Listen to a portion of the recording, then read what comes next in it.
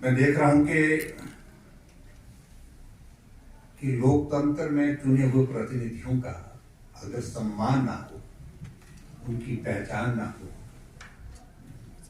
तो स्वाभाविक रूप से आप लोकतंत्र का सम्मान नहीं कर रहे हैं, निरादर कर रहे हैं। हिमाचल एक बहुत छोटा प्रदेश है।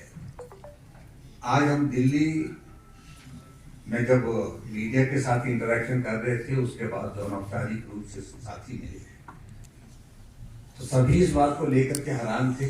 छोटा प्रदेश बहुत बड़ा काम करके गया है।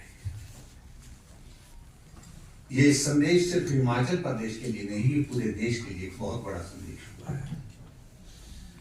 68 विधानसभा क्षेत्र के प्रदेश में 9 विधायक, चुने हुए विधायक, जिसमें नौजवान भी हैं, जिसमें अनुभव से भरे अलग अलग दायित्वों पर रहे हुए मंत्री रहे हैं, पार्टी के दायित्व पर रहे हुए ऐसे भी विधायक।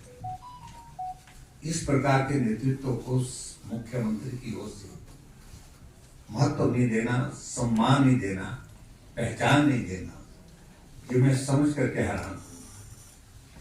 लेकिन आप लोगों ने ये सारी चीज को उनको एक बार अनुभव करा दिया और मुझे लगता है कि आज उनको रियलाइजेशन इस बात की हो गई। लोगों के बीच में विश्वास खोना, लोकप्रियता खोना एक अलग विषय है, वो तो हुआ ही हुआ है। लोगों का भरोसा सरकार खो चुकी है। और लेकिन वर्तमान में स्थिति ये है, हिमाचल प्रदेश में सरकार बहुमत खो चुकी है। नैतिक अधिकार सरकार चलाने का अब है ही नहीं मुख्यमंत्री के पास। और जब चुनाव का परिणाम आया तो एक बहुत बड़ा उदाहरण, बहुत बड़ा एक जो है आपके सामने स्पष्ट हो गया कि सरकार के पास अब बहुमत नहीं है। कट घोषण पर सरकार से हमने जब डिवीजन मांगा तो नहीं दिया गया और हाउस एडजर्न कर दिया गया। अगर दिया होता डिवीजन, सरकार गिर जाती फाइनल बिल पर। तो समझ लीजिए ये दूसरा उदाहरण है जब सरकार में बहुमत नहीं था। तीसरा उदाहरण उस वक्त देखने को मिला जब हिमाचल प्रदेश विधानसभा के अंदर बजट प्रस्तुत होने के बाद पारित होना था, और जिस दिन बजट पारित होना था 15 भारतीय जनता पार्टी के विधायकों का सस्पेंशन करना और 15 विधायकों को सदन से बाहर उठाने के लिए 100 से ज्यादा वहां पर पुलिस लगाना, यानी कि मार्शल लगाना, मार्शल भेजना, तो वो एक तीसरी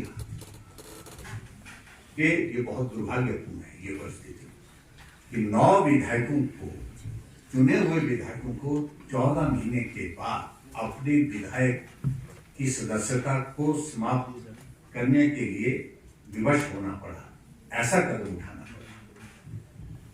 और मैं इन सभी साथियों को इस बात के लिए इनके हौसले को दाद देता हूं और अभिनंदन करता हूं। और 3 विधायक तो निर्दलीय विधायक जो किसी पार्टी के सहयोग और समर्थन से नहीं चुने गए। एक बात जरूर कहना चाहूंगा कि हिमाचल सिर्फ लोकसभा का चुनाव जीतने का हमारा वो लक्ष्य है, वो तो है ही है। नरेंद्र मोदी जी तीसरी बार देश के प्रधानमंत्री बनेंगे, लेकिन हिमाचल प्रदेश में लोकसभा के चुनाव के साथ जब दिल्ली में नरेंद्र मोदी जी, भाजपा की हमारी सरकार, एनडीए की सरकार होगी, तो हिमाचल प्रदेश में भी भारतीय जनता पार्टी की सरकार, ऐसा पूरा भरोसा है।